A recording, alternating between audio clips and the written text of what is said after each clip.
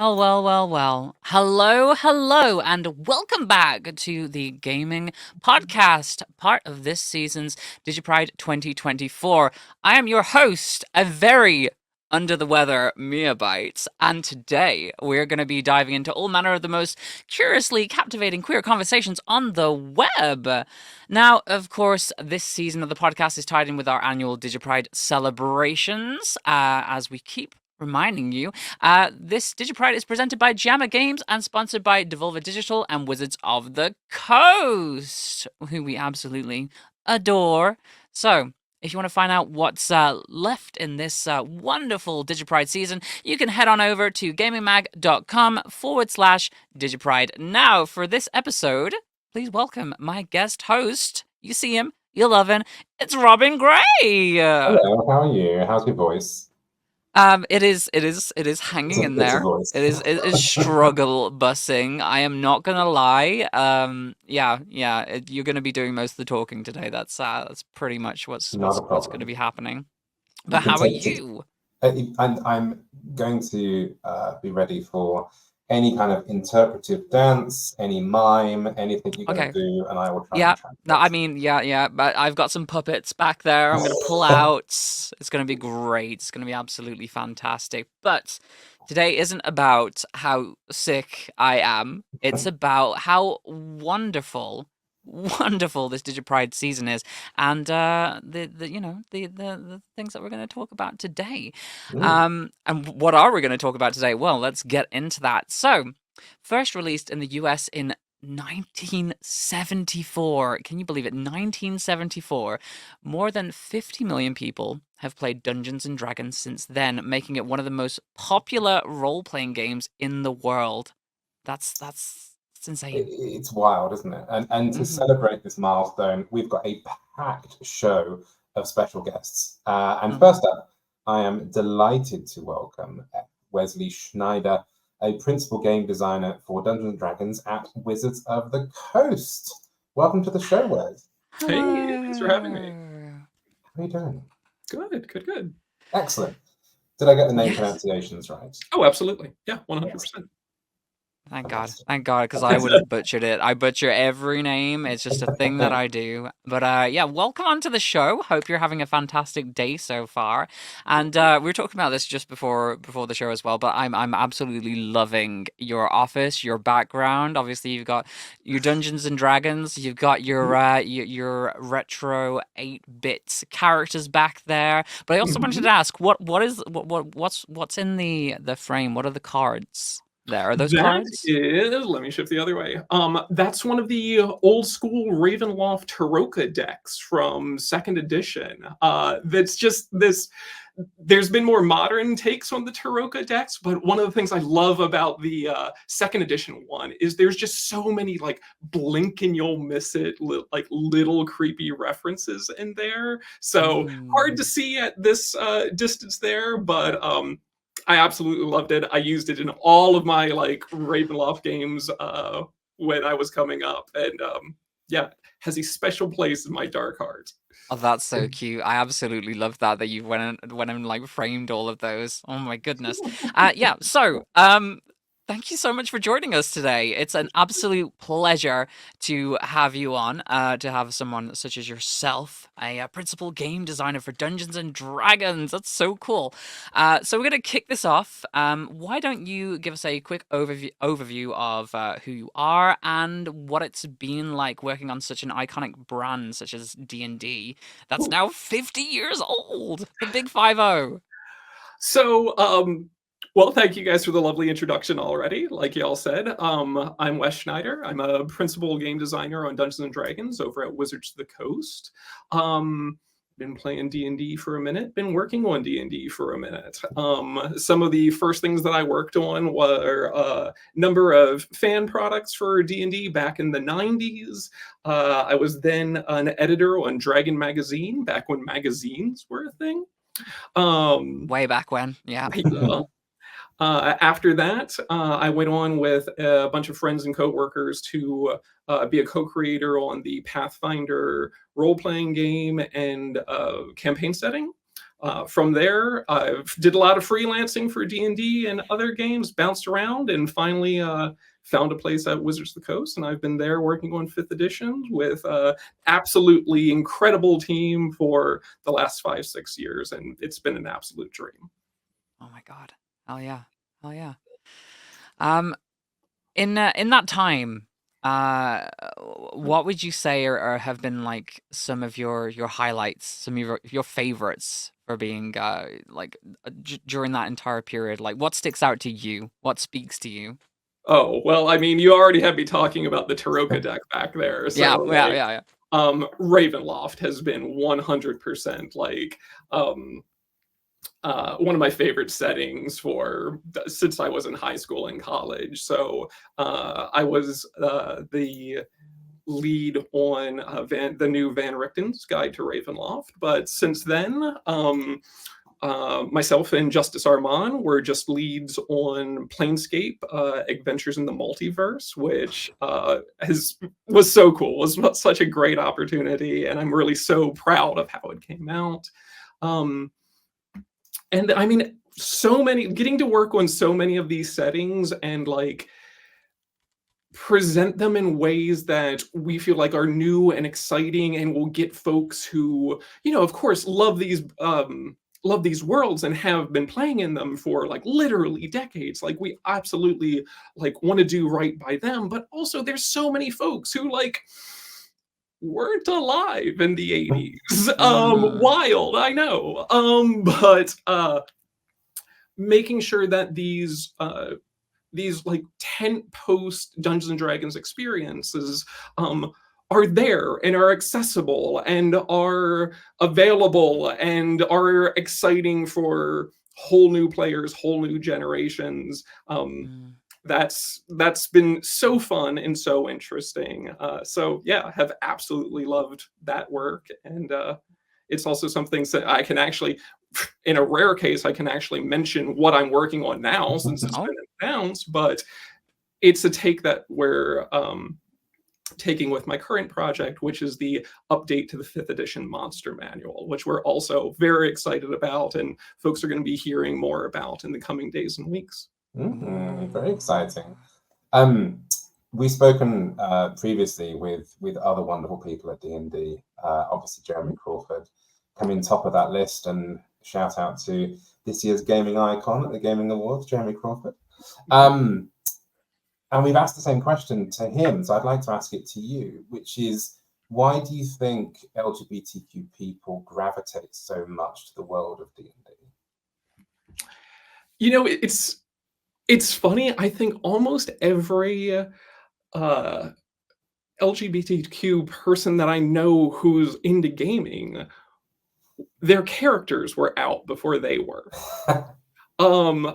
I know it's the case for me. I know it. I can probably rattle off a dozen friends who are like, oh yeah, same. And like it's so funny because so often there's sort of a like dipping the toe in. It's like, all right, I'm around my friends. Let me sort of, all right, what if a character who isn't me, but it's totally me, what if they did a thing? Well, what if they did that? What if they went a little further? What if they were more explicit? Okay, now we're making a new character. Now it's a little more overt, so on and so forth. Testing those waters, getting to experiment with something, getting to see if you're comfortable with it, like actually stepping into a role and experiencing it. I mean, that's role-playing games in general, but I think so many of us have through D&D not just got to...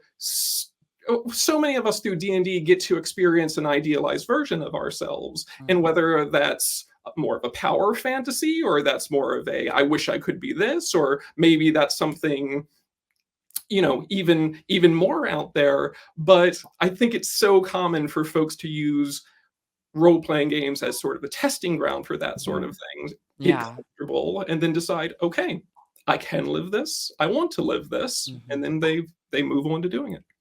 It's so interesting because like recently on the podcast, I can't remember which podcast we were speaking about it on, but D&D came up like consistently. We were talking about like character creators in video games, and D&D came up as the example of the ultimate character creator, because there are no boundaries there. There are absolutely no boundaries, and the things that you can do, it's just, again, unlimited. So losing yourself in that world and being able to just be whoever you want to be, it, like, for me, I know that was always incredibly freeing for somebody who is trans, and couldn't necessarily like put myself out there like I wanted to when I was much younger, or didn't necessarily even understand aspects of myself at that age. Like, being able to just like escape into these characters is so absolutely freeing.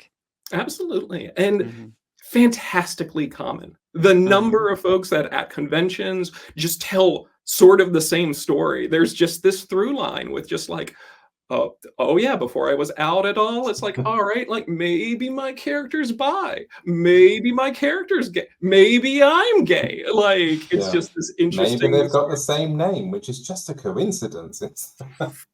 I will say, like, my name now is technically a name that I gave a character in via character creation back in the day, but that had nothing to do with anything. No, of course not. No, of course not. I love that, and I know as well through previous conversations that Wizards of the Coast and D&D are full of LGBTQ people from the top to the bottom, and being able to sort of know that it's in kind of safe queer hands has always filled me with a certain amount of joy as well. So that's absolutely wonderful. We've seen lots of spin-off media starting to crop up, particularly in the last few years. The movie, Baldur's Gate 3, to name just a few. How does it feel to see these characters brought to life and interpretations from countless different artists and studios and all that sort of thing? It's always exciting from a perspective of, this is going to be somebody's first experience with Dungeons and Dragons. Like, maybe they've heard of it before, or maybe they've heard something not so great from like the distant past or whatever have you, but now all of a sudden it's like, oh, there's a movie. Oh no, there's a good movie. Oh, okay, cool. There's video. There's a new video game, like that sort of thing, where it's like it's opening up the brand to folks who might have never heard of it before, and then might go on to be like, okay, I'm interested in this. Oh, there's D&D the books, there's D&D the website. Exactly. Cool, great. Maybe they find it that way. That's fantastic. But what's so funny is, like,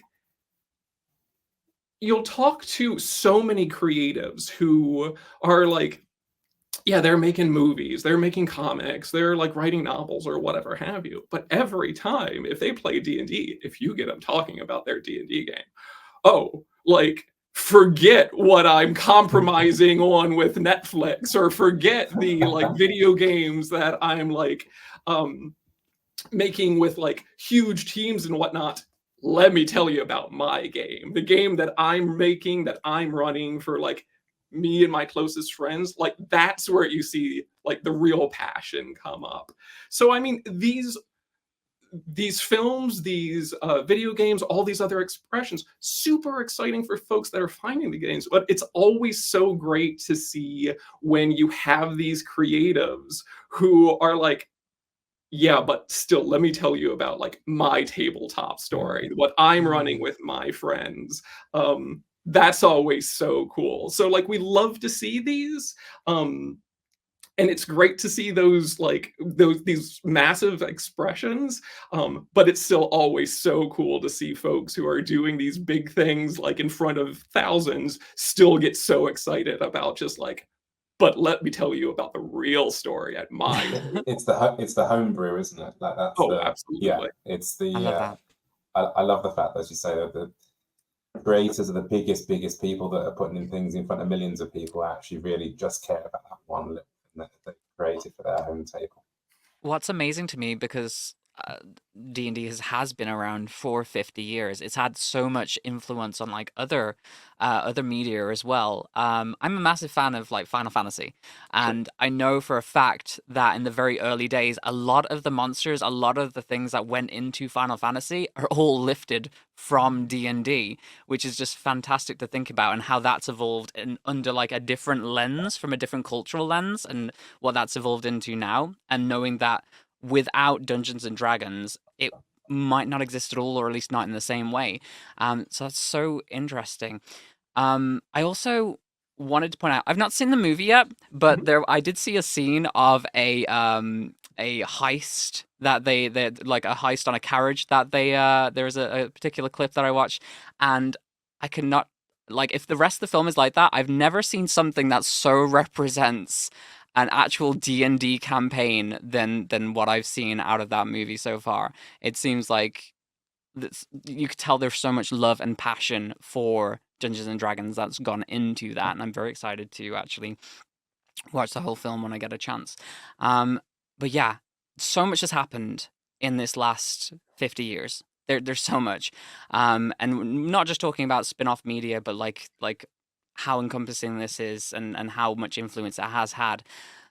What do you think the next 50 years, and obviously 50 years is a long time, but like the next 50 years, so 2074, like up until 2074, which is, again, insane to think about. What do you think that's going to look like for Dungeons and Dragons? Well, I hope we can schedule something for 50 years out. We can get this. Yeah, no, totally. We'll be back here in 50 years to talk about it. So we'll take down your predictions now, and we'll see what came true. I'll be 88, but I'll be here ready for it. Nice, cool, great. You know what? Honestly, this is the sort of thing where, in a lot of ways, I think it'll be the same. Honestly, you know, I started playing in high school and college. My best times and my best memories playing D&D are actually playing D&D, or like actually getting my friends together, being hopefully in the same place, telling stories for not dozens or hundreds or thousands or millions of people, telling stories for like 4 people, and telling the stories that are meaningful to us, that are the imaginative elements that are on our minds, the things we care about, exploring the things that they want to explore through their characters. That's always been so much of the magic of D&D. Not that it's this media thing where like, oh, maybe you identify with 1 or 2 elements of it, that you're playing with your friends, and the things that matter to you are the stories that you're telling. I mean, honestly, if I have one of my biggest hopes for Dungeons and Dragons in the next 50 years is honestly that maybe things get a little sloppier. Like, just play. Like, I hear so many folks now who are just like, ooh, I don't have the right lighting package to DM, or I feel like I don't have enough of the programs, or like we don't have the perfect space. Like, play in your car. Like, half remember the rules, like have the wrong whatever. Just get your friends together and play. That's sort of the, like, I love how popular D&D is. All of that's fantastic, but really I want folks to feel like it doesn't have to be intimidating, that it doesn't have to be like a whole lifestyle choice. You don't need to have the miniatures and the setup and the programs and so on and so forth. You can just get some of your friends together. Oh my God. You can start telling a story. And I feel like there's something to that as well, like quick start D&D, like a little booklet just to get people into it as well, you know. Oh, just absolutely. like, yeah, just a little game you can play rather than just making it a whole thing. Because like a lot of people like so bogged down now, again, like you say, to have all of the programs. But when it started out, you literally would have those same experiences where you would play it anywhere. You play in a dingy basement. You play it like on your friend's like front room. So absolutely, yeah. People need to just be cooler about it. Yeah. Well, I mean, it's also like folks get so. It's definitely a lot. You can get in your own head, particularly if you're a DM. You want it to be perfect. You've definitely got an audience there. I get it, but it's the sort of thing where sort of just jumping in, you're sort of just allowing yourself to be messy, allowing it to go wrong, and like knowing that your story is never going to be the story. It's going to be the story that your entire group comes up with. So throw your idea out there, see what the rest of the players at the table take away from it, and then they're going to shoot it off in a completely different direction than you were ever expecting anyway. So just roll with it. And at the end, like, it's the only thing that's important, that is that, you know, the folks had fun playing, and hey, maybe you got a few like interesting quotes, good memories, and maybe even something that's meaningful to you and your group out of it. That's a t-shirt right there. D&D, just roll with it. Just roll with it. Just roll with it. And also, I suppose, I suppose it's the ultimate. It's the ultimate game of improv, really, isn't it? Wesley, good luck with the next 50 years. I look forward to be back here with you in 2074. And thanks for joining us today. My pleasure. Thanks for having me. Been an absolute pleasure. Thank you, Wes. Bye. Wonderful.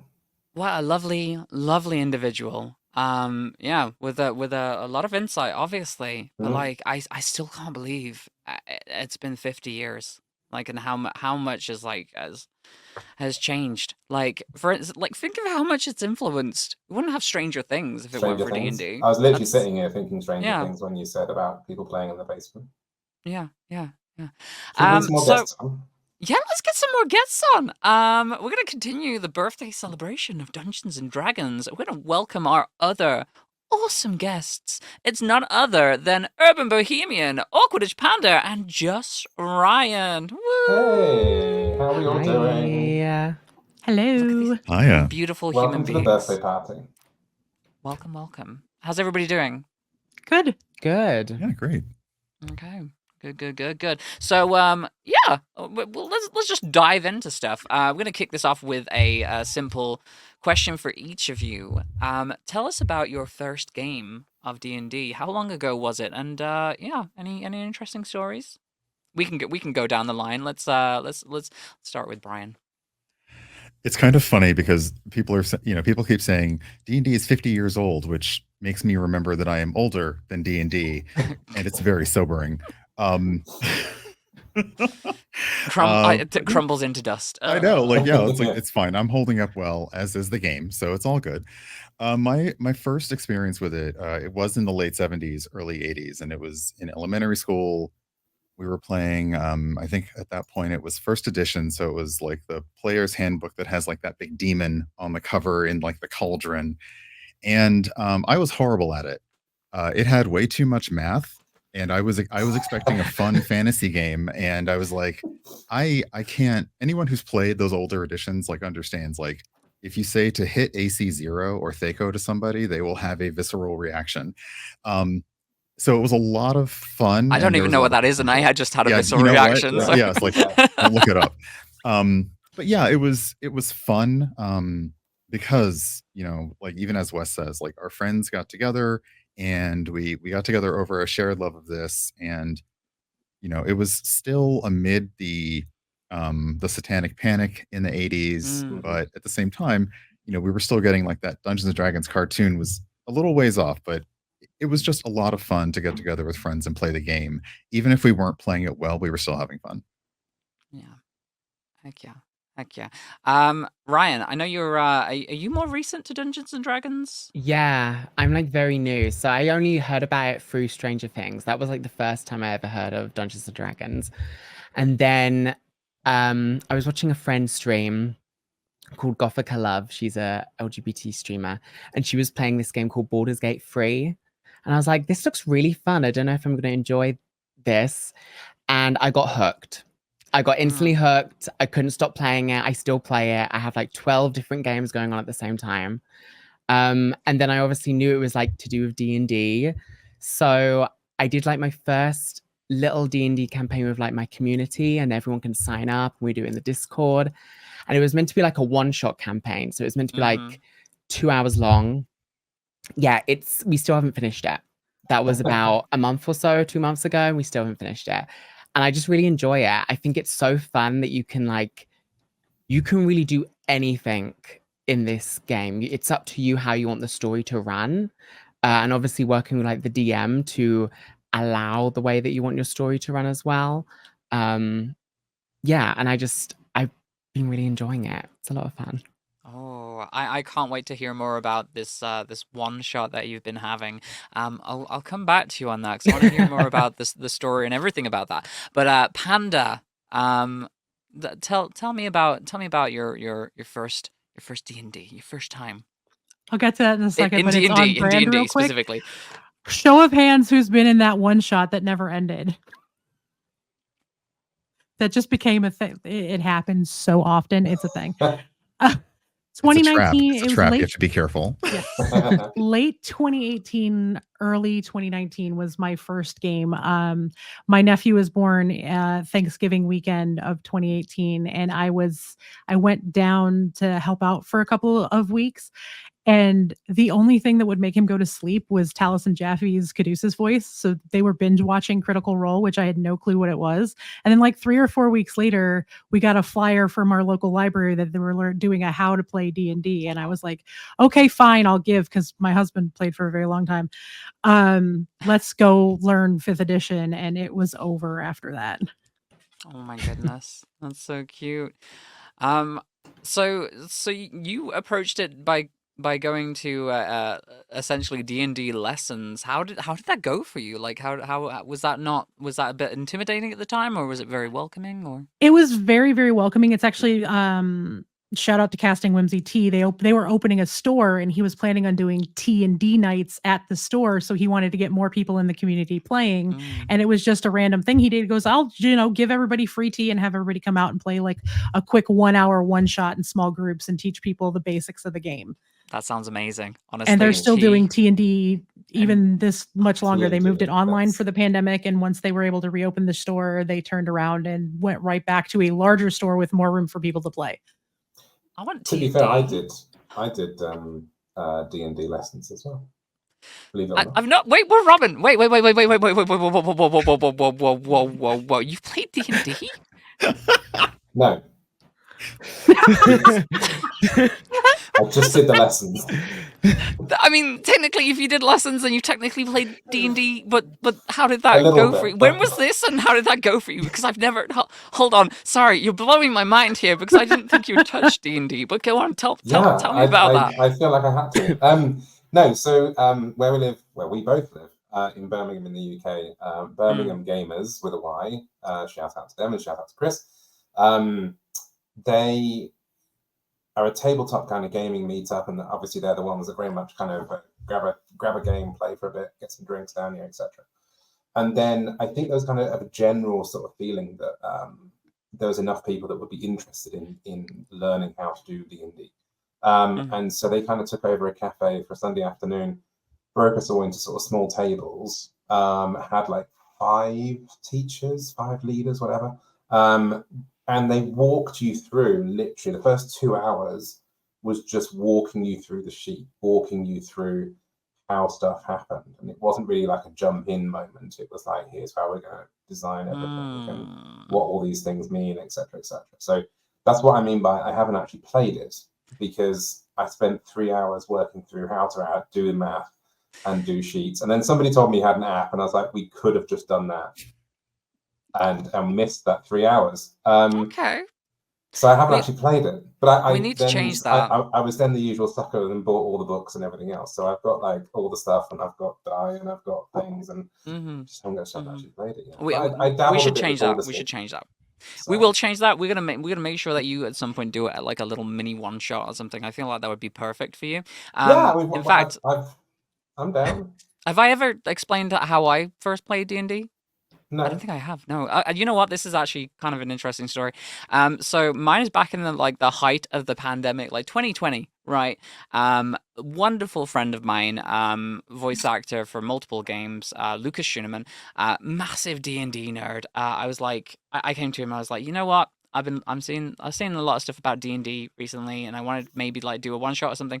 And he was like, okay, well, I'm just gonna throw you in somewhere. We're just gonna quickly like randomly assign you a character just by using dice throws, which was a really interesting experience actually.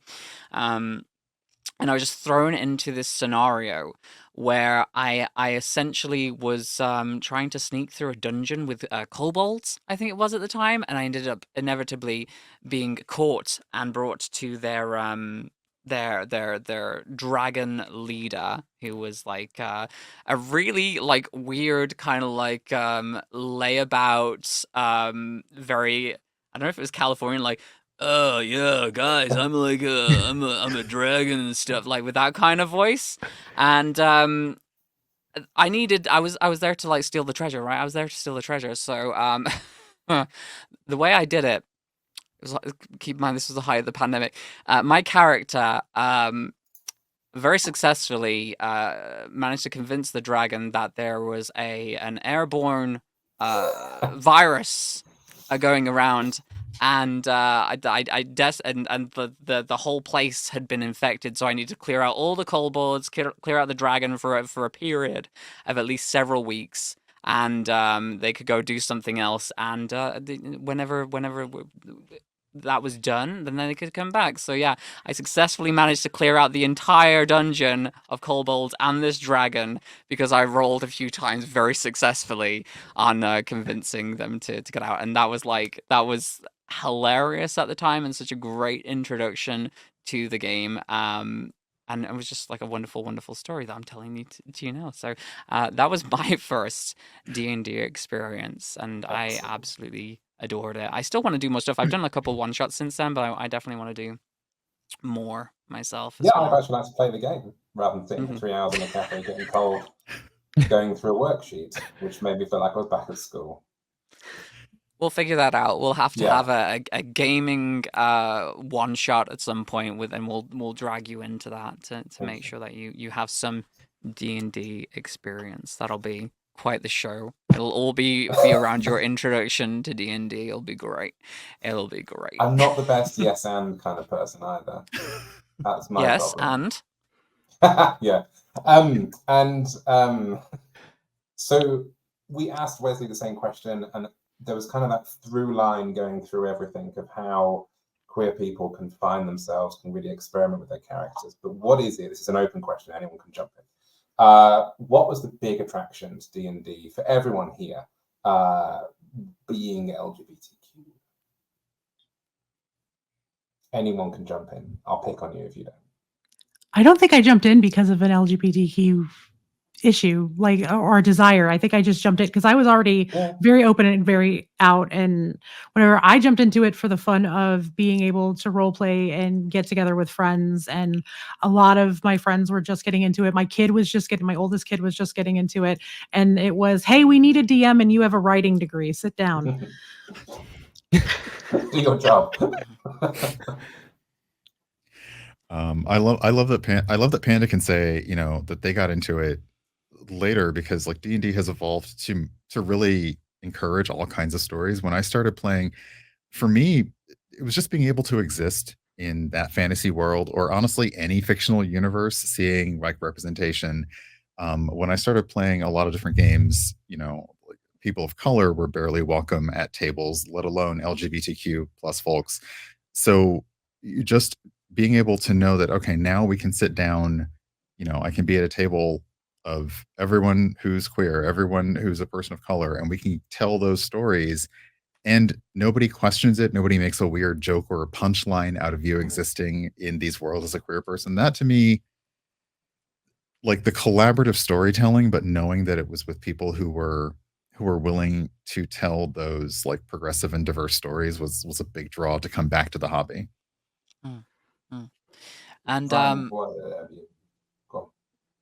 sorry, no, go ahead, Robert. No, I was just about to sort of ask Ryan. Like, I was literally okay.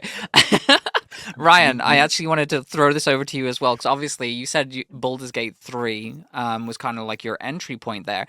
That's very gay. That game is very gay. Did that have any influence on your interest in Dungeons and Dragons, or? So I went into that game like fully not knowing what it was. I really didn't know there was like dice rolling in it. Like I just watched people. I didn't know what it was. I didn't know what Baldur's Gate was, as in like the place of Baldur's Gate.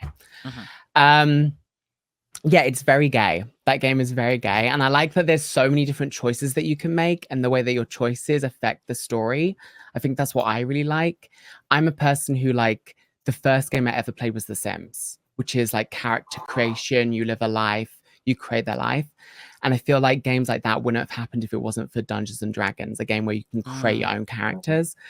I think a game that has like great character creation and the ability to just be whoever you want to be, wherever you want to be, and tell your own story in it, I think is a game that's going to keep thriving, and it just really like intrigues me.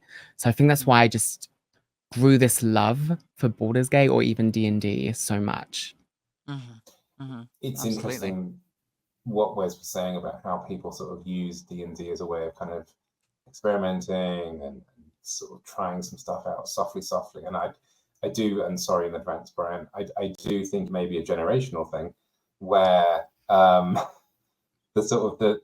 when you're of an age, in an age where kind of being out and proud and being kind of that kind of bold, it wasn't as socially permitted. So the ability to kind of like tiptoe around in that world, like, absolutely, yeah, in many ways. Whereas you come down to kind of like the other end of the scale with sort of relatively new entrants like Ryan, that sort of is more just in a modern age of just like, yeah, we can just do that. We can walk out my front door and be that if I want.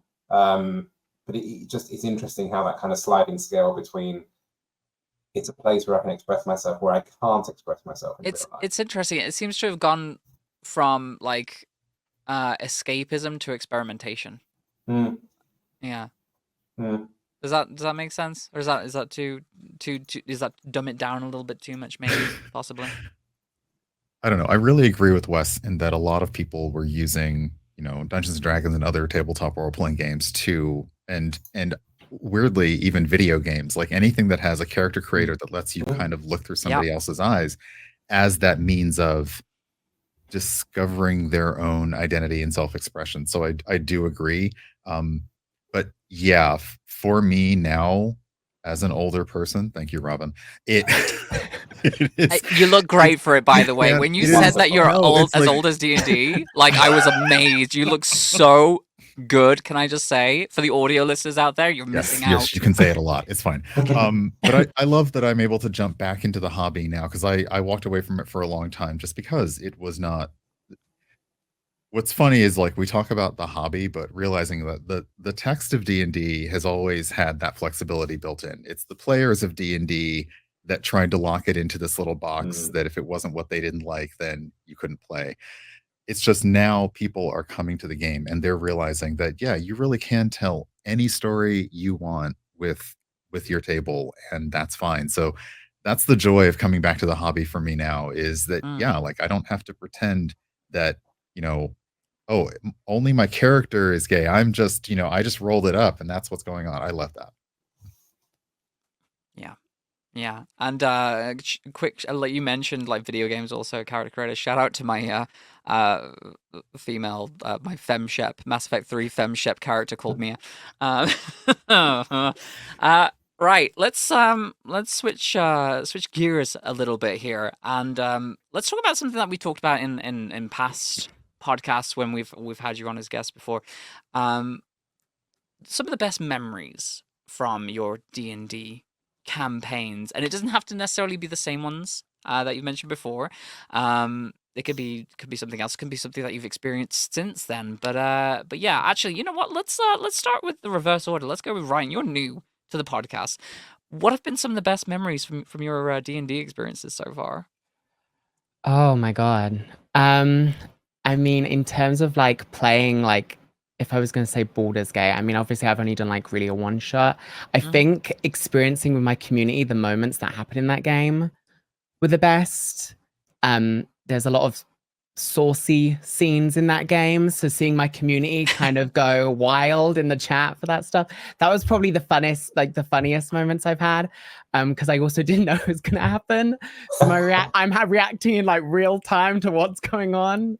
Those are probably the funniest moments. And it probably in my one shot was finding out the secrets that other characters are revealing that I didn't know that they were going to reveal that their character had. Like, I think it's really cool that people, when it comes to D&D, really go in depth with the character creation and a whole backstory, and then finding it out in real time, and you get a reaction. You're like, oh, you're shocked by it. So yeah.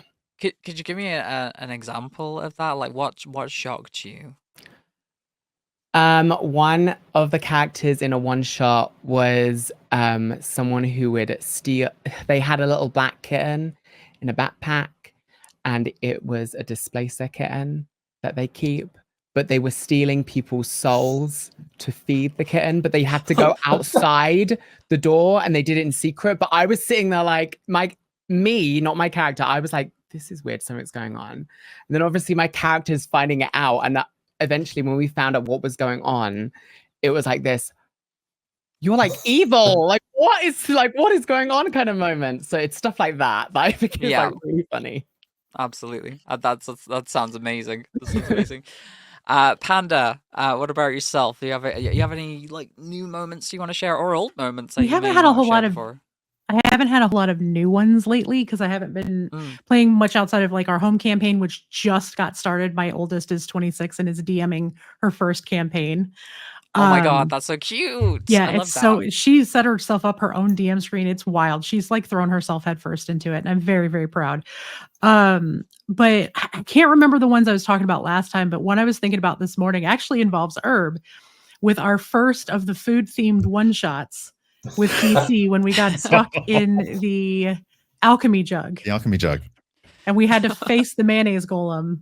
Oh, that was And disgusting. then somebody donated for all of those wild magic surges. And then somebody dumped 6 of I rolled the one where I had to roll 10. Yeah. Sorry, so for those that may not be familiar with this campaign, could you briefly give a brief overview of what this campaign is? Mayonnaise and... Okay, so first, huge shout out to DC Lacer in chat. Wonderful producer and DM. He's amazing. Please hire this man for D&D shows because he's great. He had a one shot that was all food themed to start with. And it was, we were going to get stuck in an alchemy jar. And if you know about the game and what an alchemy jar can do, it can produce like 7 or 8 different things at various different amounts: water, oil, vinegar, acid, beer, mayonnaise. And we were basically falling through the levels of the jar. And then it became a whole food themed series of one shots for charity. That our last one was very recent. We did Electrum Chef, where it's an Iron Chef spinoff. It was so fun. Where we had a secret ingredient from the D&D world, and we had to come up with 3-course meal for it. It was amazing. But I remember that fight specifically because it was so chaotic, because somebody donated for all of us to do a wild magic surge. And when you do wild magic surges, there's a couple of different things. And I think I rolled it was like a 100 or something. It was like a very specific number. And then I had to roll 10 more. Mm-hmm. So on every round through the big boss fight at the end, I was rolling a wild magic surge. And I turned blue. I suddenly couldn't talk. I had bubbles coming out of my mouth. Now she's a very tall Azamar in an ocean of mayonnaise fighting a mayonnaise golem. So she's got her wings out. So they're covered in mayonnaise. She's covered in mayonnaise from head to toe. She's 50 feet tall, turned blue, bubbles coming out of her mouth, music swirling around her. And it's trapped like every turn is I'm trying to fight this monster with everybody else. And it was so much comedy, and it was so funny. And Herb was there for it with one of his characters that's been playing in that series of one shots as well. And it was the best kind of chaos. And I don't think I've laughed that hard in a very long time. I can't even begin to imagine, but I kind of want to go back and watch this now. I feel like I'm missing out incredibly. It is on DC's YouTube. Oh my God. Yeah, we'll send you a link when this is done. It's so fun. Yeah. Please do. Herb, what about yourself? Is it food related? Is it trapped in the jar with the gang, or?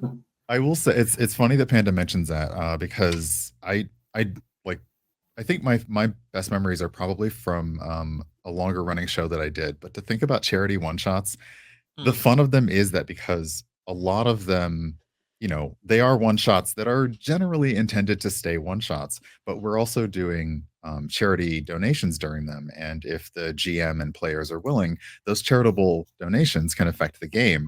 And yeah, as Panda said, we were at the big boss fight moment, and we're trying to ready ourselves to do this, and someone in chat said, actually, no, have a bunch of chaos when you're trying to do the thing. I'm pretty sure it was Cypher. It was Cypher or Mandy for sure.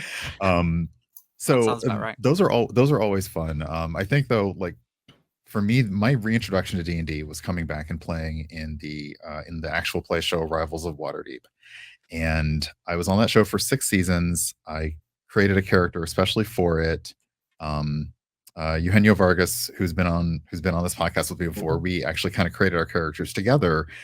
And it was a lot of fun. I initially said no because I hadn't played D&D in so long, but also because it was on Sundays and that kind of did my brunch time. But I worked it out. It's fine. And it was all people of color. There was queer representation in the game, and we got to tell a lot of different stories. We actually traded off GMs every season, so we each got to tell a different story. And the best thing is, I mean, the best/worst thing is that our story actually had an end that we kind of decided what the ending was going to be. It didn't just keep playing out forever. I have a lot of really great memories about like everything that I got to do in that show, coming back to D&D, and just kind of how it has helped shaped me and how I look at D&D, how I make characters, how I engage with the game. It really brought back the love of the hobby that like I said, I was kind of done with D&D for years, and that really brought it all back. Oh, that's so cute. Like that moment of like bringing you together with all these other wonderful people, re-sparking that joy in your heart. That's so freaking wholesome. I love that. So yeah, I mean, so we've done the wholesome bit and we've done the kind of best memories and everything else. What's the gayest thing you've ever done in D&D? Glix. One word Coming on answer. it like Glix. I was like, is that you who you've been or who you've done? That's my Thank you, well. bitch. That's my gender fluid Eladrin druid, who literally is what would happen if Lisa Frank puked up a D&D character. Do you She say was the gender gayest fluid thing. Alondra Druid a lot because it rhymes really well? I had to say it so much, and it was fully by accident that rhymed as well as it did. Somebody said it to me, and I was like, "Oh God, here we go." Now it's a shtick. So the way we had her set up, and I say her because she was mostly in her spring form, was her gender changed with the seasons. So like in summer she was non-binary, and summer was when she was in rage mode. It's when she was angry. I wanted to specifically say that rage was not a gendered thing. It was valid across the spectrum. I tried to tell a story with her. Like winter was he/him because he was a moody boy. And summer was, and spring was she/her because she was a bi-panic disaster. But I came into the thing with an established relationship with an NPC. And the story behind it was that they had started in a really weird place because they were very much in love, but because they had such significantly different lifespans, they struggled as a relationship because the one knew they were going to lose the other eventually. So it just became this whole thing. And she was just the gayest thing on earth. And I love her. She's my favorite character I've ever played. That's pretty gay. I feel like that Yeah. encompasses the question itself. What's the gayest thing? Just all of the gay. This character, just all of the gay. Literally. And I Yeah. love the fact that the summer with they then creating mayhem. Mhm. That's just the perfect Mm. thing. Yeah. Ryan, go on then. In the shortest amount of time that you've been playing, but what's the gayest thing you've done in D&D? I don't even know if I have an answer. Sleeping with another man as my character, like that's probably it. I guess that's probably the gayest thing I've done. I don't think Well, I haven't had that much there's more experience. opportunities. Oh, You're gonna yes. get so much inspiration from Panda, Right. I imagine on all of this. So do try harder. Many more queer disasters to come. It's going to be amazing. Don't you worry. Exactly. Can you narrow it down to kind of one thing, or have we got quite a lot to talk about? I actually do have a list over it. No, I think for my character in Rivals of Waterdeep, just like have a boyfriend, husband, get married in game, become like first husbands of a ward in a city in the game, and then when we've played these characters, because we decided together that they would be a couple, being in other games and having them treated, having their love for each other treated as like a good thing, but also by villains as a liability for each other, was kind of interesting. And also have a character, Sylvester, that I bring to one shots. Sylvester is the most over the top, like out and proud, legitimately gay, flirty, full of themselves, but also not, like, just to be an entire queer mess as a character. And that for me is the most fun. More of the games that I play in don't have like spicy scenes. Like we generally like let that kind of fade to black. But yeah, in my like home D&D games, we generally don't shy away from any of that. But again, because we're all friends around the table, we keep it to like good flirting, and just a lot of it's more implied. But yeah, just being able to do that in a game, like, yeah, I think the gayest thing I've done is be gay, which is like great. Absolutely. No, I think it's the number one thing, the thing we keep talking back on, like the ability to just do that in a game, as you say, is It's so interesting because like for me, the D&D campaigns that I've had, like my characters, like I've never actually thought about their sexuality. It's so like, not that it's odd to me. I'm demi, so like I'm on the ROA spectrum, so it never really occurs to me to think about who would this character be like interested in, or even sleep. Maybe that's just me not developing my characters enough. Maybe that's that. more But backstory. yeah. I need to factor that into the backstory next time. Maybe they've had a lover. Maybe they've had like several lovers. Maybe they were queer as hell. Who knows? But yeah, I definitely need to think about that. Speaking of thinking about more queer things, so what would you like to see D&D, Dungeons and Dragons in general, as you know, as an IP, do to like celebrate LGBTQ stories and lives? Is there anything else that you'd want them to like come out and do? Do you want like official handbooks that are just the queerest thing, or you know, do you just want to see more official characters which are canonically queer? Like, what would you want to see? Anybody can jump in on that. Like, yeah. I just didn't want to talk over everybody because I jumped gonna say, so go hard for at the it. last It's one. okay. I think that they should just, in general, in the modules, in the books, have more just naturally existing queer stories, like, you know, like Brian and Eugenio's characters from Rivals. They exist in the world as the first husbands of a Warden Waterdeep, which is a canon D&D setting. It's not that difficult to just include stuff like that. Like, it's a perfectly normal thing that you should be able to see every single day. And then outside of it is sponsor more queer D&D content in general, because I know they don't sponsor a lot of shows anymore, but it's always, when they do, you often see the same people over and over and over again. It costs exactly nothing but some time to find the smaller queer focused shows and boost them. And be like, hey, this is an all queer cast that's all people of color. You should go watch this show. Doing that from an official D&D account will do more for that show than to like just throw a little bit of money at them. Yeah. You know, just getting the exposure for these shows to say, hey, this is good content, go watch it.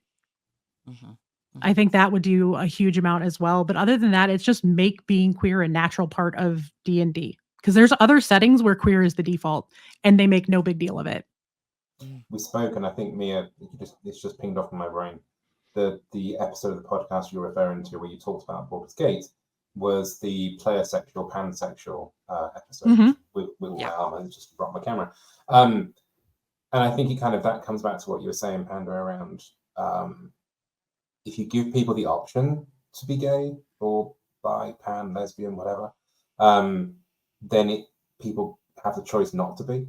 Whereas I think actually if you kind of like push it down a certain route, like, this is your character, this is this is that, this is the person that you got to deal with, this is the NPC, this is the husbands who are the wardens of wherever, and it's just kind of, that is the kind of, I think, more of that doesn't shy away from the storyline. It's always good. Yeah, I want that real representation. And like, again, this is kind of getting off topic, but I like, even in D&D or even in the settings, I want that real representation. I want an angry lesbian that doesn't want anything to do with the guy. That just doesn't want to touch a guy. And that's, you know, maybe that's like part of her story or her background or whatever. But yeah, I want to see that in all of my media. Like, I think it's it's cowardice not to include queer characters that are exclusively queer. I want to see more demi characters, honestly. I want to see a broad range of the spectrum. Sorry, this isn't about me. Go, just now. go. You got this. Go. Yeah. Yeah. But yeah, Ryan, what about you? What more do you want to see?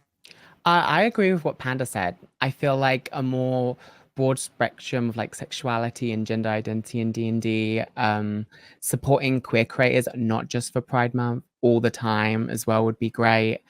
I think it needs to be more of a thing now than ever with all that's going on in the world right now. So yeah, I agree with everything that Panda said. That's probably what I was gonna say. So yeah. Hit the nail on the head. And, Yeah. What about you? I mean, I also agree. I would love if in future setting books, or as they kind of re-examine, Wes talked about them re-examining the monster manual, if they do things in the player handbook to, other TTRPGs, one in particular would always refer to the player as she in the player handbook. Like that was the default versus saying, oh, your character, he, it was always she, just because.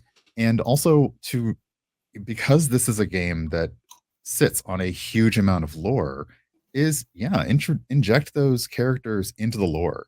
Make it so that these people have always been here. And that can be, that can be NPCs, it can be huge major characters. And being queer is not everything of who we are, but it's a huge part of who we are. And it's very easy to include that as a facet of a character's identity. And you may not have to interact with that way in any part of them, but all of a sudden you find out that, that character is Ace, or you find out that, she has a wife, and it doesn't affect your gameplay at all. I mean, and if it does, then maybe you're not at the right table. Well, that's exactly. Yeah.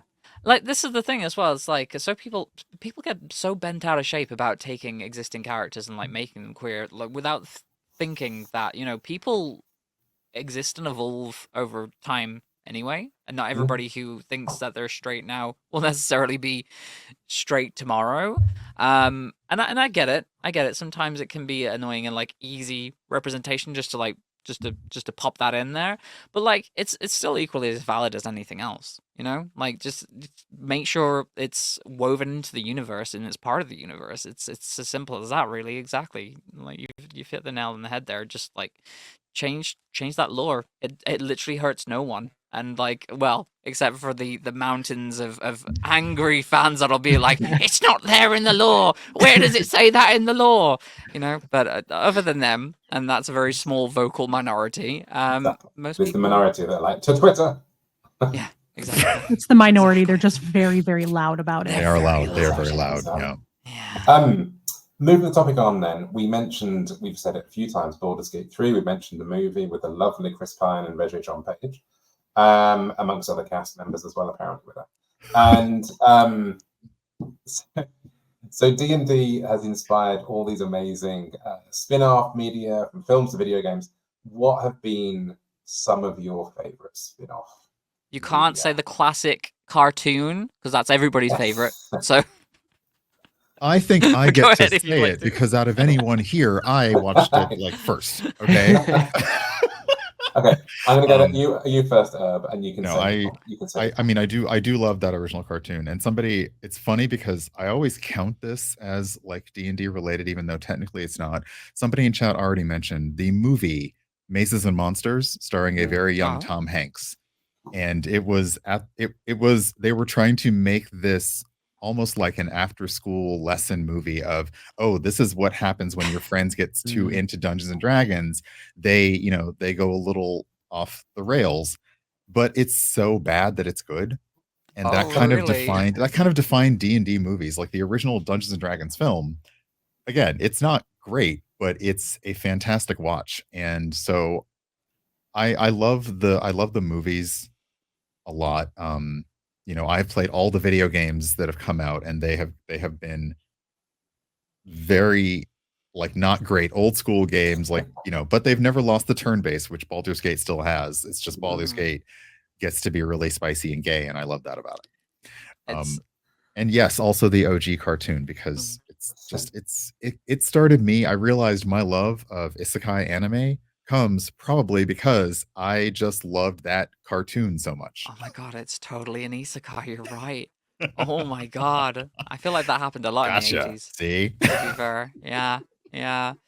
It's interesting that you mentioned like that specific movie. I think one of my core memories of like anything D&D related is like there's this awful a very short film that I think was made by like a Christian group or something, very much like this girl gets involved with D&D, and then all of a sudden she's going to like satanic meetings and things, my and it's goodness. the most over the top funniest thing that I think, unintentionally funny thing that I think I've ever seen. And there's like breakdowns of it on YouTube. Definitely, I wish I knew what it was called. That was But yeah. handed. That was a religious tract that was handed out a lot when I was younger, and it was supposed to be, I think, like dark demons or something, and it was supposed to talk about she got into playing D&D, and that led her down into Satanism, and then somebody actually made a parody movie of it, and it is fantastic.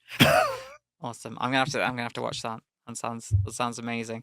Panda, what about you? What's your favorite spin-offs of D&D? I think I'm going to go with like the really, really obvious current one, and that's The Legend of Vox Machina.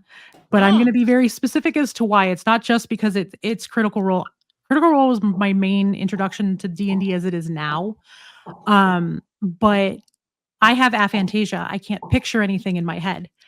So all I can do is listen to the story. So now to have a visual representation of 115 episodes of D&D that I listened to when I was home during the pandemic at the very beginning with my then 5-year-old who had been sent home from kindergarten with no guidance other than a Chromebook and a note that literally just said good luck. I was stuck in the house all day, every day, nowhere to go because I'm immunocompromised, stuck at home. It gave me something to listen to. So there was at least someone around that was an adult, because my partner is an essential worker. He does internet installs. And as you can imagine, with everyone at home, he was working 12-hour days all day, every day. So, having the ability to actually see what everyone else can kind of see in their head is just very, very cool to me. That's absolutely fantastic that you got to have that. But can we just like think about this for a second? That a show that was an internet show that started off as like a spin-off from like I think it was a Geek and Sundry show originally? Yeah. And like a very small show with a bunch of like voice actors in there who work in Los Angeles, then managed to take that, grow so huge that then they had their own spin-off animated series on Amazon Prime. That's absolutely amazing to me. And like I can and the cherry on the cake for them must be obviously being nominated for the Gaming Award as well. Which they are in our new entertainment category. They're not. Very, very cool. Very, very cool. Now, Ryan, what's your favorite spin-off and why is it Baldur's Gate 3? I would, to be honest, I actually don't think I can pick one because I like the movie. I watched the movie and I fell in love with that. Baldur's Gate 3 I do love, but the reason why is I've never played a game where it instantly became one of my favorite games. That is like my favorite game. So I do love that game, but the most recent thing that D&D have done is collaborate with Dead by Daylight. Oh yes! So for me, forgot about that. That was like a huge like fangirling on stream moment. Like I predicted that months ago. I said it'd be really cool if like Dead by Daylight did like a collab with Dungeons and Dragons, but they'll never do it. And then they did it, and I was like, oh, okay. So that was like a huge deal for me. That was like really exciting. I know almost nothing about this collaboration. I know that it involves Vecna. That's about it. Like, how does that work out? Is it like a specific mode, or is it just a new killer with new areas? Or so Vecna is a new killer. Okay. And there are 2 new survivors that are under like one survivor. There's like the way they made the survivor is it's a bard that is an original character by DBD, but it is licensed by D&D. And the bard, you can choose either an elf, a female elf, or a male human. And the way that they've done it is very like, they wanted it to represent the way that you can like customize your character in D&D. And there's a new map, which is meant to be Vecna's Forgotten Realm. It's meant to be like his alchemy, where he's come to like find out what's going on, and it's really, really cool. And it's really exciting, and I think it's got a lot of like people who are now, players of DBD to go and look at what D&D was and who Vecna is. I know that a lot of people, when that got released, they're like, who is Vecna? Is that Stranger Things? And they're like, I'm like, no, that's from that's the other Dead by Daylight crossover. Yes. So no, but it's really, really cool, and it's a lot of fun. I've been enjoying it. So yeah. Very cool. Very cool. I just shared a link in chat to an article that we did that wrapped up all of the DBD's 8th anniversary surprises, because obviously Dungeons and Dragons was kind of first off the rank when we were writing stuff out. And there's stuff in there, as you said, right about like a new map.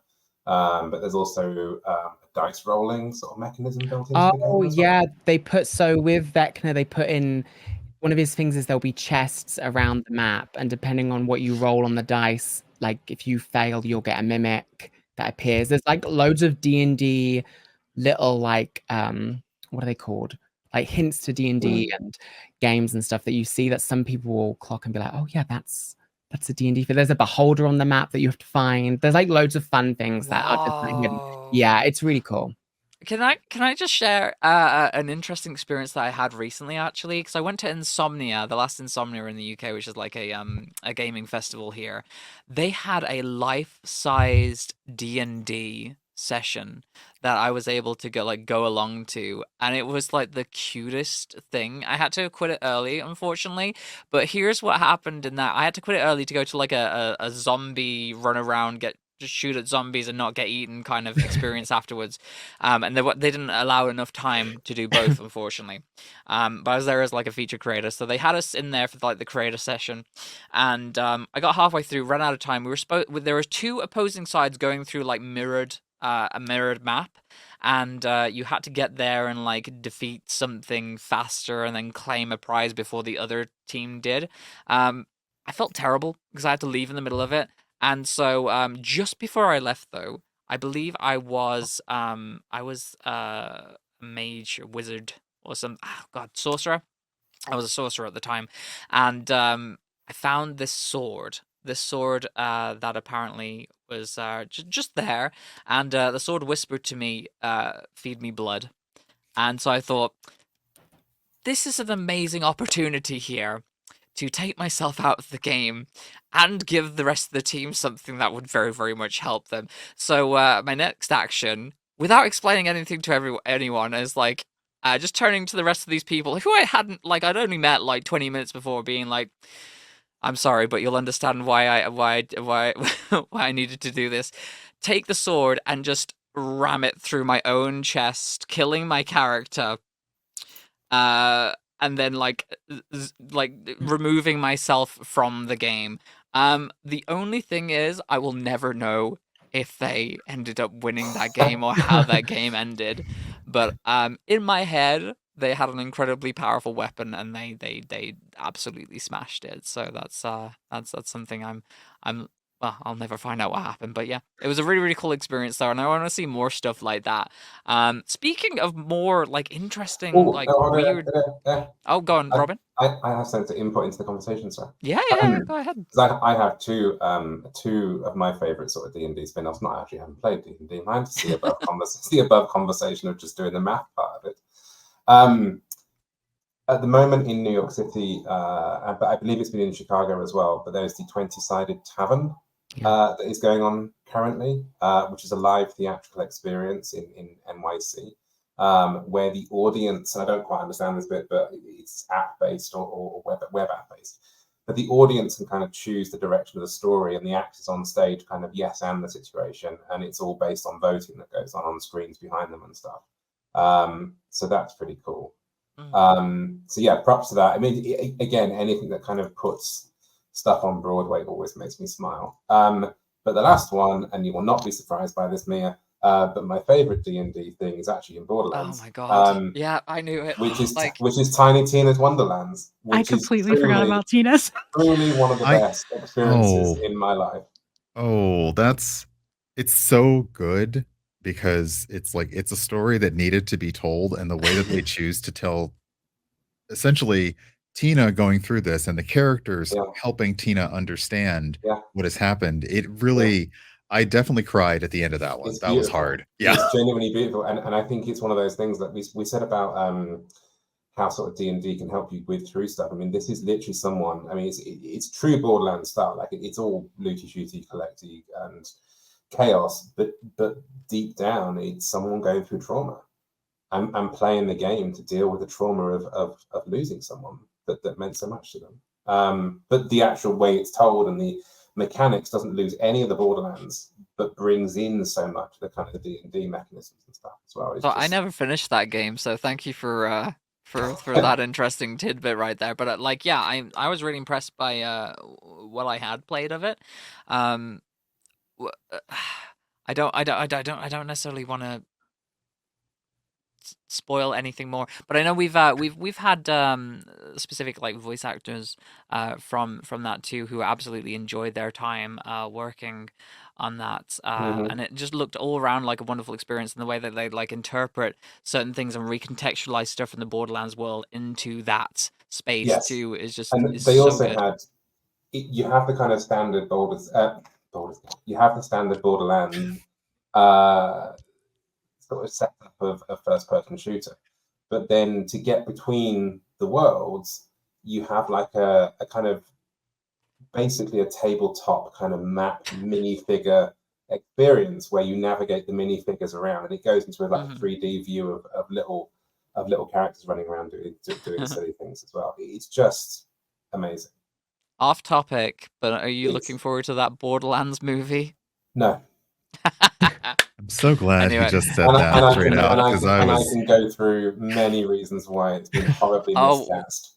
We'll have to find time on another podcast to I talk wrote an about that article specifically. about it, But oh, really? Okay, well, check that out on I was so angry. GamingMag.com. I took to my own website and wrote something. So spin-offs. What other spin-offs should there be? Like, what other spin-offs would you want to see? I definitely want to see a Dungeons and Dragons style escape room. Personally, I think that would be very good, like an official one, an official capacity. Because like playing that life-sized, you just can't get out until you roll a 20. Just like, come on. Yeah, that's it. I love that idea. But I could tell you right now, everyone is going to think there's something wrong with one of the doors or one of the chairs, and we will sit there for hours looking at the most mundane stuff. A door is already an escape room. Everything's a mimic. I can't touch anything. Everything's a mimic. I have had the everything's a mimic again with the DC one-shots. I stuck my face through a window to go look and see what was going on inside and got chomped.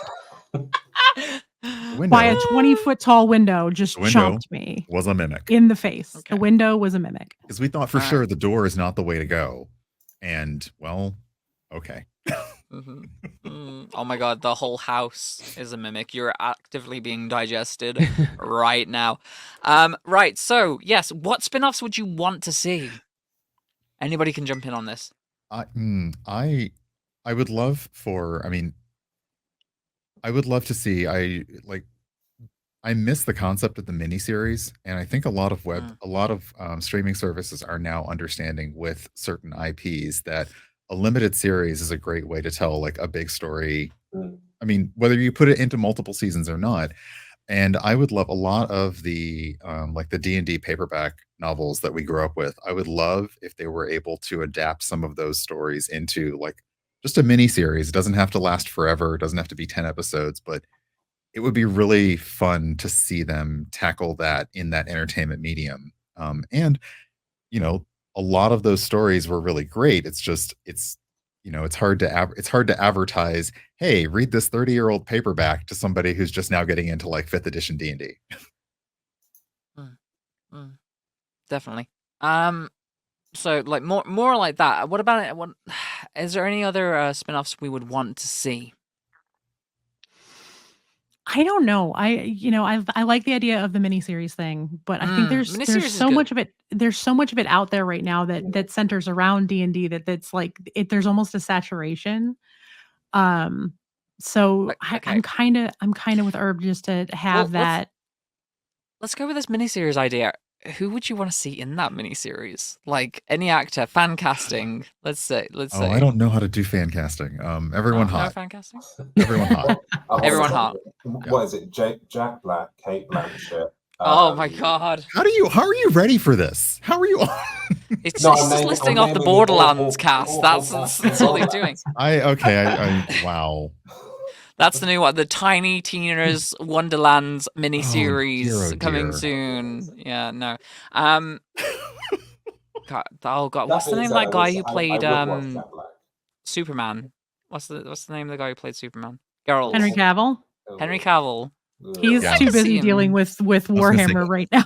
There's some problems there. Yeah. And being a new That's fine, papa, so Cassidy. congrats to him. Yes. Mhm.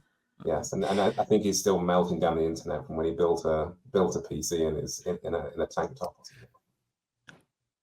Tank top vest. That's what I meant, not tank top. Yeah. It's reminding me to go and rewatch that video. Jack Quaid. I'd watch Jack Quaid in something D&D related. Yeah, totally. Take the D&D movie cast and give them a mini series to continue Yeah, this actually, show, because that was so funny. I don't know what plans they have, if they have any plans to continue developing movies, because of the weird initial reception for Honor Among Thieves, and then how it, like a lot of things, it just needed time to cook, and now everyone's like, wait, this movie's great. Why didn't we watch it? That's there was a pandemic. I would love it if they were able to, to spin that into a sequel. That would be fantastic, because it was really, really a fun romp and had great it had a love for the source material that I will say some of the older D&D movies did not. Yeah. Oh, it felt like you were watching a D&D campaign. Exactly. Like, you knew it when was the that natural messy. ones got rolled. Again, I mentioned this to Wes earlier. Like, I only saw that like one clip, and I'm like, this is the most D&D campaign thing I've ever seen. Like, ridiculous. It really like that. Even though that's one scene that's going around forever, like that kind of imaginative way of using what are like spells as written in D&D is exactly what people around tables do all the time. You're like, well, I want to do this with this, and of course, a good DM says, "Oh yeah, that sounds great. Let's go with it." Yeah, it was fabulous. My idea for a crossover, and I know that Brian, you'll be sort of alongside me on this one because we've had conversations about it previously, but Star Trek Strange New Worlds has a nasty habit recently of doing crossovers with musicals and their own animated series. So what if we had a Star Trek Strange New World crossover D&D? You sort of had that in the first season, because there was that episode where they went into a storybook which had kind of Kings and Princesses and Knights and that sort of. And their Star Trek Lower Decks actually introduced the fact that there is a Klingon tabletop role-playing game that exists in the universe. Batlets and it's funny because they play it similar to those old like games on DVD and games on VHS. Like that's how it's played. That's amazing, because I actually used to have like a Next Generation VHS one of those games. That is it's like a callback to that game, but it's D&D, and it's I would love to see the fact that they still play some kind of tabletop role-playing game in the Star Trek future. That would be amazing. Batleth and Binax. I just looked it up. And everybody on Star Trek Strange New Worlds is hot, so that satisfies my first requirement. Yeah. Perfect. And in Star Trek Discovery, they filmed season 3, the one they did under lockdown, and a way of keeping all the cast kind of virtually together when they weren't allowed to be together is they just ran this huge D&D campaign throughout the entirety of, like, whenever they were off stage, they were running the campaign. When they were all sat in their own trailers and they couldn't be physically together, so they were physically together through the power of D&D. That's really cool. All right, Ryan, spin-offs. What do you want to see? I agree with TV and film. I think more TV and film. What I studied for university was directing, producing. So like I would love to see more like TV and film that's inspired by D&D stories or lore. The movie was so good. They better do another one, or even like just as TV show. I feel like there's so much you could put into a TV show with all the like references and lore. I'd really love to see more of that. I'm waiting for the Doctor Who cross D&D crossover. Oh, obviously. Yeah, that'd be pretty good. I think that's what I choose. After that recent episode where there was a distinct call out to D&D, I kind of shrieked when that happened in episode 6 of the new season for anyone for like no spoilers, but that was so good. It's quite interesting, and it could happen considering that they've kind of shifted like the idea of the series now to be less sci-fi and more sci-fi and like fantasy kind of stuff. So they're like, they could totally do it. They could totally like just have a whole ass D&D episode. I mean, the toy maker's been around. That's probably something he would make happen. So yeah. That'd be pretty cool. That'd be pretty pog. I'm never saying that again. Jesus. I was wondering. God damn. Sorry, that's the Twitch in me. God damn. Sorry, Robert, go ahead.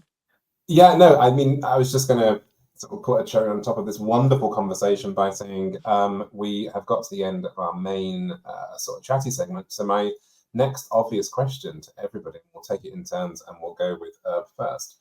But where can people find you, and what have you got coming up with your campaigns, with your streams? What is going on that people can get involved in? Currently not in any campaigns, though I am looking to start a home game. Somebody's invited me to that, so I'm seeing if the schedule works out. But you can mostly find me on Twitch as there it is, as UrbanBohemian, pretty much everywhere on the internet. I stream on Twitch weekend mornings and Tuesday evenings Eastern time. Fantastic. Ryan? So I don't have any campaigns either, although we are going to be starting that up more in my community, so that will be fun. I don't really have a lot coming up. I'm celebrating 4 years of streaming on Tuesday, which is wild. I can't believe it's been 4 years. But you can find me at twitch.tv/JustRyan, which is right there. And yeah. Heck yeah. Fantastic. And Panda? You can find me at AwkwardishPanda everywhere on the internet. I mostly stream on Twitch. I've basically become a professional mini painter at this point. It's what I do. You can catch me in person at the Nova Open in DC at the end of August. It's Labor Day weekend. It's a 5-day convention. Yes, I know, Herb, it makes no sense. They moved it and just chose not to change the name. So I will be there for the Capital Palette Commission competition and a bunch of stuff. It's a 5-day convention. It's a lot of fun. I'm looking forward to getting to see some friends I haven't seen since March. In October, you can catch me at the birthplace of D&D, Lake Geneva, Wisconsin, where I'm going to be at a tabletop and wargaming convention, also for competitions and stuff. And then that's kind of it for the rest of this year. And then next March, I will be at Adepticon up in Wisconsin with all of the, oh Lord, I have so many minis to paint. Hell yes. I love that. I love that for you, though. I absolutely love it for you.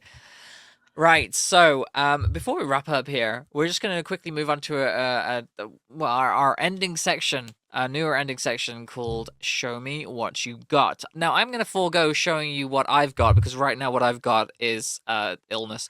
So we're going to skip past that. Yeah, I've been showcasing it. It's been the best and the worst thing for me. So yeah, so we're just gonna in the reverse order. We're gonna go down the line, so starting with Panda and then working our way backwards. Panda, Ryan. For technical reasons of Panda. For technical reasons of this is the order that I've got the pictures arranged in. Okay. Sorry, Robin. You know what, Robin? You can take charge of this section, and you let everybody know what order we're going in. Irv, you're gonna go first, please. Okay.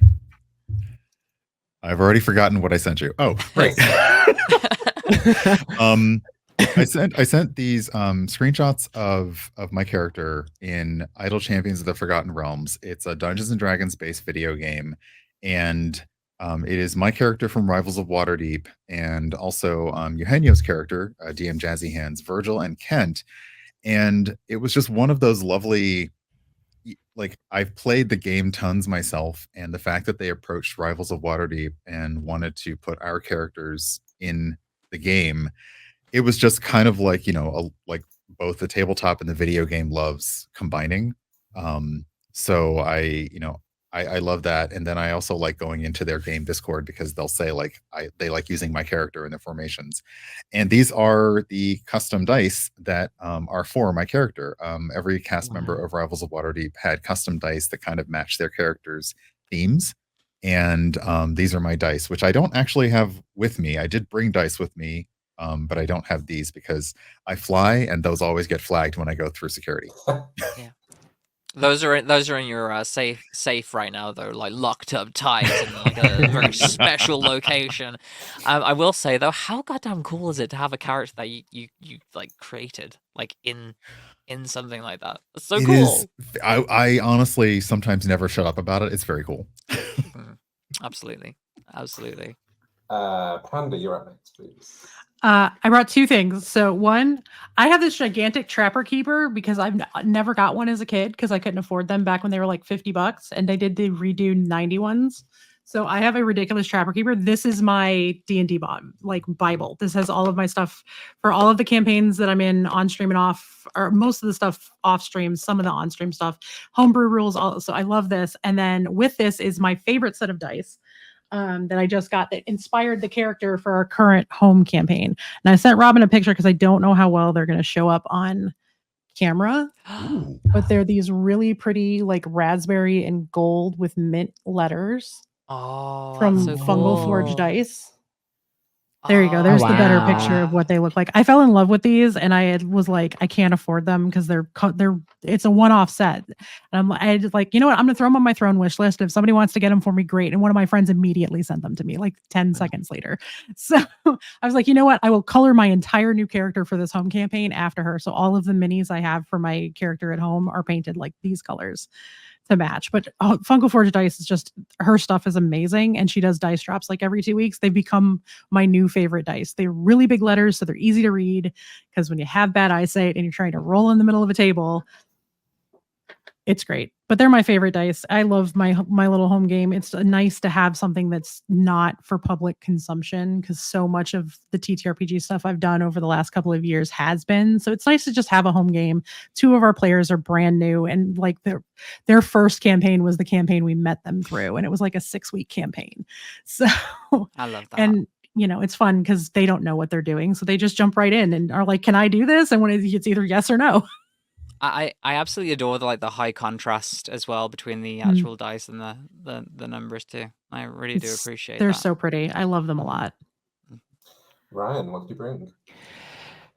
So something different. I was a part of Dead by Daylight's Into the Rainbow event, raising money for the Trevor Project. They do this every year. They raise money for the Trevor Project, and they play DBD with a bunch of content creators. It was a lot of fun. I was so honored to be asked, because Dead by Daylight is a game that I met a lot of my community through. It's what grew me on Twitch. And to be asked to be the face of this stream and to be one of the members, to be a part of it, was just such a huge honor. And I was just very grateful. And yeah, it was a lot of fun. That's so cool. Absolutely. Robin, did you have something that you wanted to show today? I do. It seems on brand to show this. Now, I will, for obvious ethical reasons, say that Fanroll Dice are currently advertising on Gaming Magazine, and they are advertising their Rolling with Pride collection, which includes this wonderful leather, definitely leather. It wasn't leatherette. This beautiful leather dice tray with a wonderful collection of die. They're available in multiple, let me put this back on, I've got too many things in my hand. They're available in all the different flags of spectrums and all the different kind of parts of our wonderful community. So we have examples of like with non-binary, bisexual, transgender, all of the flags are represented in these fantastic dice, and the Pride flag dice tray. And yeah, they're really, really cool. And one day I will get to use them and actually play a campaign rather than just sitting here with We'll get that sorted. We'll get it sorted. We can do that. We can arrange that. We You keep can go saying and- it, but we can arrange that. Listen, we'll talk about it, Robin. We'll talk about Yeah. it. Here's something fun. I actually do have something to show you. Oh, And good. yeah, I literally just removed this from my body. So again, have fun with this. But It's a this button, and what? is the socks that I'm wearing, which says, just by happenstance, it says "You Jelly" on the side, and it is the gelatinous cube Those are amazing. socks. I love good that. ooze. Love an ooze. These are from a little British company here called Game Tea. So it's gametea.co.uk, and they had this, and it comes with a dice set with it as well. So I have like I don't have the dice on me, unfortunately, they're upstairs somewhere. But yeah, they come with like a matching dice set, which are like these green die with like very shimmery insides. So that was amazing. My foot is cold now, but there we go. I have something to show at the end there. But yeah, what a weirdly fantastic way to end the episode. Thank you. I was so worried about what you were about to pull out. I genuinely was. I thought it was pulled out worse on this show, believe me. The D&D spin-off that nobody was asking for. Well, they probably are in certain parts of it. Anywho, thank you everybody for joining us today. This has been amazing, and I hope you had fun. It's not every day that you get to see somebody pull off their sock in the middle of a podcast, but I guess here we are. Fair, very true. Mm-hmm. I want to say a massive thank you to everybody for joining us on this episode of the Gayming Podcast. Yes, and as Mia said earlier, we have live streaming content coming up for the remainder of DigiPride. So that's another couple of weeks. So make sure to go and follow Gaming Mag channels here on Twitch, on YouTube, on TikTok, so you don't miss any of these amazing shows. If you are in London or you live near London, for the next 2 weeks on Thursdays, we are at the Red Bull Gaming Sphere for a live show that we broadcast here on Twitch for an hour and a half, but then there's going to be an after party with gameplay stations and everything else. There's free drinks provided. It's a sober space. It's all the Red Bull flavors because, of course, it's sponsored by Red Bull. And we have wonderful prizes, merchandise. We are playing Inotria, the last song, in 1 week. That's this week coming. And there's a masquerade. It's a masked queer raid ball. And next week is all about the Crush House, which is a new game from Devolver Digital, and there is merch galore being given away. So all of that for £5 per event. So do come along. Yeah, I've been there, like the Red Bull Gaming Sphere. Absolutely fantastic location, can I say? I was there for the Final Fantasy VII Rebirth launch party. Fantastic. It was great. Definitely worth it for a £5 if you're in the area. Just pop on in. It's wonderful. Yeah. Absolutely. Go to gamemag.com/DigiPride. Scroll down to where it says live events, and there are 2 ticket links, and you can go and grab as many tickets as you want, up to 150, because that's what the capacity of the venue is. So thank you for that. And of course, if your podcasts are available, sorry, I've left the podcasts are available and on wherever you get your podcasts. And all major platforms. Anywhere you can buy a podcast with it. And if you're listening there, come on over and watch all the fun. And you can see the show and tell stuff that we always sort of not really audio accessible, I suppose. Embrace the chaos. Come and watch us live. And if you're watching us live now, hit that follow button. If you're here for the first time, we do this like every week or every other week at this point. Hit that follow button. Hit the follow button.